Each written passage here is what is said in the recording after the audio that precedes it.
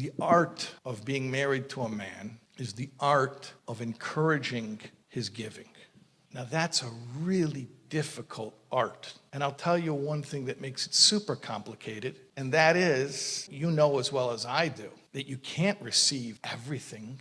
And I don't just mean you can't receive everything from everybody. I mean, you can't receive everything from anybody. Because sometimes even the people that you're closest to are trying to put something on you or in you that's not healthy. And you can't be present to receive it. It's not safe. It's not self-respectful to receive it. You have to have boundaries and standards. That's what makes it so difficult to be a makabel, is that you have to be so careful.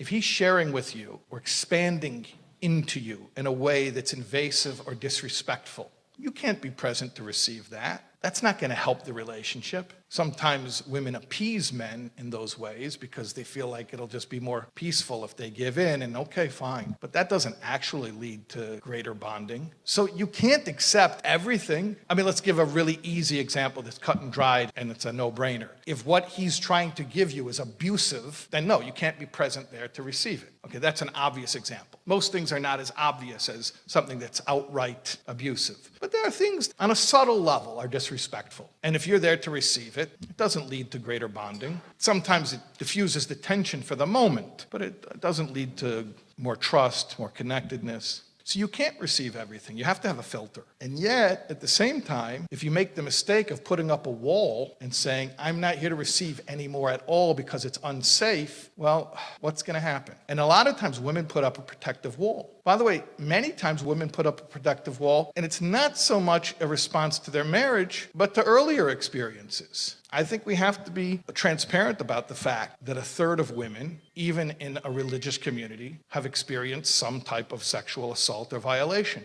It's horrific, but it's true. And if that's happened to you, don't think that your survival mechanisms haven't put up a wall. Of course they have. You'd be insane not to. But then what do you do when you have that wall and you bring it into your marriage and the entire relationship is about him being able to provide for you, but you can't be receptive because you don't feel safe? You know how many times people come to me with marriage problems and they love to get hyper-focused on the most distracting, superficial, external manifestations of the relationship. And they actually think that's the problem. We're fighting about such and such, and if we'll just get somebody to come in and referee this fight, then there will be peace. And it's never that simple. If it were that simple, they would have figured it out on their own. When you have a husband and a wife who are really butting heads, they're really at an impasse, it's always about deeper stuff. And usually it's about, on the woman's side, and I'm just speaking about the women now, because this is a predominantly female audience,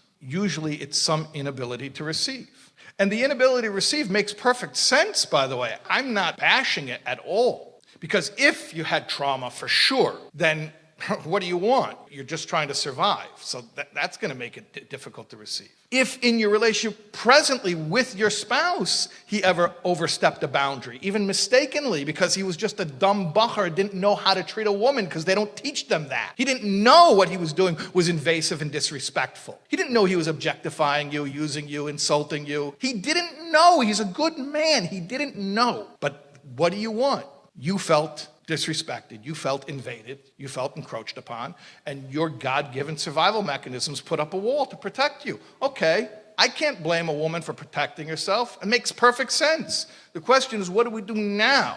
He's shut down because he feels like a loser because he can't give anything to her that she'll receive and internalize. Meanwhile, that only feeds into her perception that he's unreliable. So she's given up on him too. He's not there for me. That's what she's saying. He's not there for me. He's unreliable. Well, he's not there for you because he's pouting. Yeah, it's boyish, it's childish, it's immature.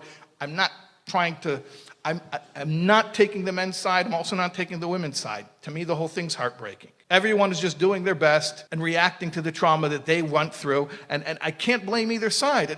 Everyone's reaction makes perfect sense to me. So he's pouting in his cave because he's embarrassed because he doesn't want to put himself out there anymore. And she's frustrated and lonely and understimulated and bored. And they're living in the same house, not knowing what to do.